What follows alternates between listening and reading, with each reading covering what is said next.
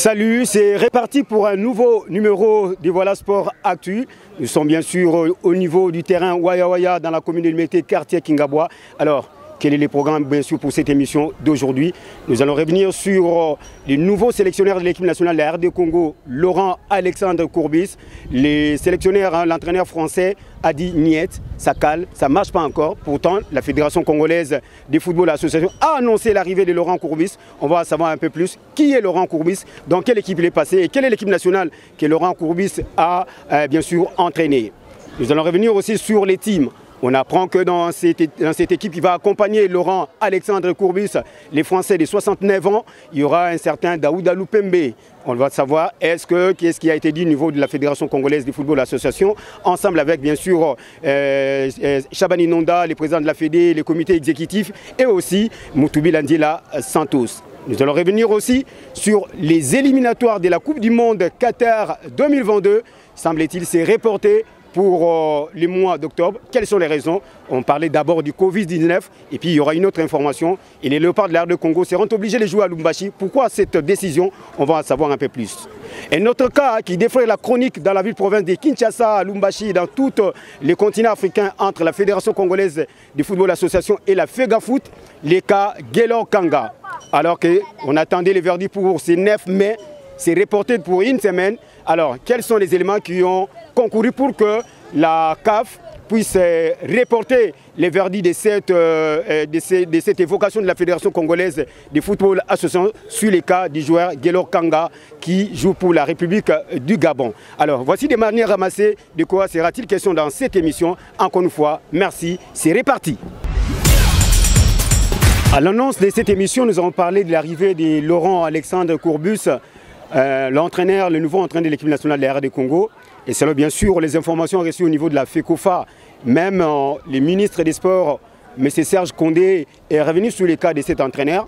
Mais de l'autre côté, on apprend que l'entraîneur en question, Laurent Courbis, les Français, a tempéré qu'il faudrait quand même que les négociations arrivent à la fin. N'oubliez pas, si les premiers, les Belges, Hugo Brousse, n'est pas venu, c'est pour des problèmes financiers. Est-ce que la République démocratique du Congo, au niveau du gouvernement, on est prêt à pouvoir payer les montants qui sera demandés par Laurent Alexandre Courbis? Ce sont des choses qu'il faudrait discuter. Et au niveau du ministère, là où la fédération a envoyé les dossiers, on attend la réaction du gouvernement pour savoir un peu plus. Mais du côté de l'intéressé, Alexandre Laurent Courbis n'a pas encore donné son cutus, n'est pas encore d'accord pour revenir en République démocratique du Congo. C'est comme ça que beaucoup de médias africains et européens ont dit que Laurent a calé et tempéré pour venir en République démocratique du Congo. Donc nous allons savoir un peu plus dans les jours qui vont venir pour savoir si, vraiment si, comme la fédération persiste et signe et arrive à inciter pour dire que Laurent Alexandre Courbis continuera bien sûr, va entraîner les Léopards de la République démocratique du Congo. Mais la question qu'on se pose, qui est Laurent Alexandre Courbis, le nouvel entraîneur de la République démocratique du Congo? Je vous rappelle que c'est un Français. Laurent Courbis Alexandre est né à Marseille à 67 ans. Il a évolué comme défenseur au début des années 70 et jusqu'aux années 1985 avant de devenir entraîneur. Il a entraîné l'équipe de Bordeaux, l'Olympique de Marseille, les RC Lens, les stades Rennais, les stades Malherbe, Caen, Montpellier, Ajaccio, Toulouse. Il est venu une fois en Afrique, il a entraîné l'équipe algérienne de ISM Alger, il a fait de bonnes affaires avec cette équipe et aussi une seule fois la tentative d'être sélectionneur du Niger où il a concédé 2 défaites en 2012. Alors, toujours consultant du côté des RMC, est-ce qu'il va laisser, on sait l'argent qui lui est donné de ces côtés-là, est-ce que les Léopards de la République démocratique du Congo, la Fédération congolaise de football, l'association, les gouvernements congolais seront capables de lui verser les montants d'argent qu'il va demander? C'est peut-être la question qu'il faut se poser dans les jours à venir. Donc, entre-temps, il faut le savoir, Laurent Courbis n'a pas encore donné son cutus pour venir en République démocratique du Congo. Et les temps qui vont venir vont nous donner raison. Mais j'ai pari, ça va donner du blues pour les Congolais. On en a vraiment besoin. Il faudrait que les Léopards jouent un match important le 5 juin du côté de Tunisie face aux Aigles de Carthage. Il y aura aussi un match important face aux Fennecs de l'Algérie. Ce sont là, bien sûr, des matchs pour la préparation de l'équipe nationale des Léopards avant d'entamer les éliminatoires de la Coupe du Monde Qatar 2022. Ce sera bien sûr au Qatar pour l'année prochaine. Et bien sûr, pour les Léopards de la République démocratique du Congo, si à l'arrivée que les Léopards sont qualifiés pour la CAN au Cameroun l'année prochaine. On va en savoir un peu plus sur les cas de Laurent Alexandre Courbis. C'est dit, on attend voir ce qui va se passer après. Et la question, on s'est dit, wait and see. Autre chose à présent, au milieu bien sûr des supporters congolais, on attend les teams qui vont accompagner Laurent Alexandre Courbis. Je vous rappelle encore une fois, du côté de la RD Congo, on persiste, on signe et que M. Serge Condé, le ministre actuel des Sports et Loisirs, a le dossier en main. On va en savoir un peu plus dans les jours à venir. Alors, quelles sont les personnes qui vont composer ces teams, hein? On connaît les habitués, sont déjà là. On citera bien sûr l'arrivée de Daouda Lupembe, qui sera l'assistant 2 de l'entraîneur français. En attendant, il y aura aussi l'assistant 1 qui n'a pas encore été désigné. Tout ça s'est passé au niveau du comité exécutif de la Fédération congolaise de football association. On avait associé Santos Ndiela Moutoubilé, Santos, comme on aime bien l'appeler, l'ancien entraîneur des Dragons, qui lui aussi était un ancien international, a essayé de donner aussi son point de vue sur le nouvel entraîneur, surtout qu'on avait choisi Hugo Bros. Il y avait aussi Chabani Nonda Anaconda, surnommé par les Congolais quand il était du côté de la Roma et bien sûr des Galatasaray, lui aussi a donné son point de vue concernant bien sûr les nouvelles entraîneurs, surtout que Hugo Bros a dit niet et Chabani connaît bien sûr Laurent Courbis, alors surtout qu'il a joué en France à Monaco. Alors ce qu'il viendra, il ne viendra pas, ça aussi c'est une question qu'on se pose. Mais on sait déjà, les docteurs Bungu sera dans ces groupes pour accompagner les sélectionneurs nationaux à côté d'autres techniciens qui vont accompagner Laurent Alexandre Courbis. Nous avons cité Daouda Lupembe. Il y aura Robert Kidiaba qui sera l'entraîneur des gardiens de but. Il y aura les docteurs Jean-Pierre Bungu qui sera les médecins. Il y aura Baguette Adikoulou, l'intendant. Il y aura bien sûr Serge Lofo-Bongeli qui sera responsable du côté de la discipline, au niveau discipline et sécurité au niveau de l'équipe nationale de la République démocratique du Congo. Voici les manières ramassées de quoi sera-t-il question dans ces teams. On aura l'ostéo qui viendra bien sûr de l'Europe, il y aura des Belges dans cette team RD Congo technique pour accompagner les léopards de la République démocratique du Congo pour donner un bon élan à cette équipe nationale et une très bonne préparation à partir du 5 juin pour les matchs de préparation de cette équipe nationale de la RD Congo. Autre chose encore, les éliminatoires Coupe du Monde Qatar 2022, on apprend sur le continent africain, les matchs du mois de juin ont été reportés. La République démocratique du Congo qui devait jouer un match important contre les Bénin et la Tanzanie ne pourra pas jouer ces matchs au mois de juin. Alors quelles sont les raisons avancées? Les premiers reports pour qu'on arrive au mois de juin, c'était la Covid-19. La pandémie avait tellement décimé certains pays africains qu'on n'était pas obligé de jouer ces différents matchs.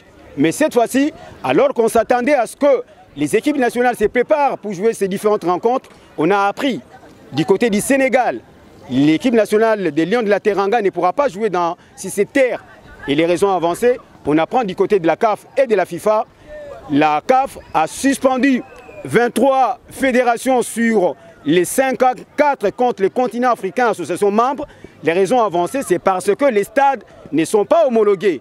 En commençant par les stades des Martyrs de la Pentecôte, les stades de Joseph Kabila du côté de Kindu, ces stades-là ne sont pas homologués et ne remplissent pas les conditions demandées par la FIFA et la CAF pour que les matchs se jouent sur ces terrains. Donc, les Congolais seront obligés d'aller jouer au stade de Tepe Mazembe de Kamalondo, et c'est stade qui est homologué et qui suit les baquets FIFA. Alors, vous comprenez facilement que Constant Omari avait déjà annoncé que le stade des Martyrs sera suspendu pour les raisons sus-évoquées. Nous espérons que le gouvernement congolais mettra des moyens parce que la CAF a demandé à ce qu'il y aura un deuxième, à la fin du mois de mai, il y aura une autre équipe qui passera dans la ville-province de Kinshasa vérifier si la FECOFA et le gouvernement congolais remplissent les conditions pour les stades des Martyrs pour que les matchs se jouent là-bas.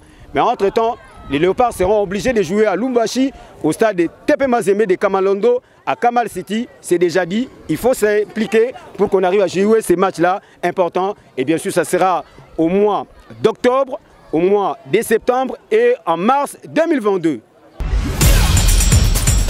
Pour terminer cette émission, nous allons revenir sur les cas Guelor, Kanga, Kakou, les joueurs gabonais de 30 ans qui a créé la polémique dans la province de Kinshasa. Vous le savez, la Fédération congolaise de football association est allée en évocation au niveau de la CAF concernant ces joueurs qui a double nationalité. Il est congolais et il est gabonais. Et c'est le document versé dans cette évocation par la Fédération congolaise de football associée par les biais des Belges, Sito Atala, qui est le secrétaire intérim de la FECOFA. Les joueurs gabonais n'est pas gabonais d'origine, c'est un Congolais. Et on a appris récemment, au niveau de la CAF, la décision ne sera pas prise, le verdict n'est pas tombé, c'est dimanche 9 mai, c'est renvoyé dans une semaine, ça sera le 15 mai. La raison avancée, la Fédération congolaise de football association et la FEGAFoot ont apporté des pièces justificatives concernant bien sûr ces deux dossiers. Du côté de la Fédération gabonaise, on dit que Guelor Kanga est un Gabonais, alors qu'au niveau de la Fédé en République démocratique du Congo, Guelor Kakou, surnommé bien sûr par les Gabonais, n'est pas un Gabonais, c'est un Congolais. Il s'appelle Kiakou Kangani, qui mon ami Guelor, bien sûr, comme on aime bien le dire à Kinshasa. Il a joué en République démocratique du Congo dans les clubs de Odi. Il habitait la commune de Ngiringiri sur l'avenue Bosengue. Et ce garçon est allé à migrer pour les Gabon. Il n'a pas 30 ans, il a 35 ans. Vous vous rappelez, sur terrain, les Gabonais avaient battu les Congolais sous la marque de 3-0. Alors, qu'est-ce qui sera dit de ces côtés-là? Il faut attendre encore, patienter pendant une semaine. Mais on apprend aussi autre chose. Les papas de Guelor Kanga a quitté le pays, se trouvent en Serbie. Une manière de se dérober au niveau des services de sécurité congolais qui cherchaient à savoir la date de naissance de ces garçons. Donc, il y a beaucoup plus de choses. Et au niveau du Gabon, on a appris que Patrice Lévé est allé voir le président gabonais qui a promis tout son soutien pour les staffs techniques de l'équipe nationale du Gabon. Et les Gabonais sont contents, savent que les joueurs de l'Étoile Rouge de Belgrade est effectivement gabonais, est né à Oyem. Alors qu'à Kinshasa, on dit qu'il est né à Kinshasa, dans la ville province de Kinshasa, plus précisément dans la commune de Ngiringiri. Donc c'est déjà la marmaille de ce côté-là. On l'apprendra les jours à venir. Donc patientez encore quelques jours. On saura les verdicts concernant bien sûr ces joueurs. Si seulement si la RD Congo aura raison, on pourra participer à la Coupe d'Afrique Cameroun 2022. Ça sera du côté du Cameroun. Et si pas, on va rester à la maison, préparer les éliminatoires de la Coupe du Monde Qatar 2022. Ça n'est dit pour aujourd'hui. On vous dit encore une fois, bye bye. À la semaine prochaine sur Sport Actu, sur Voilà Night.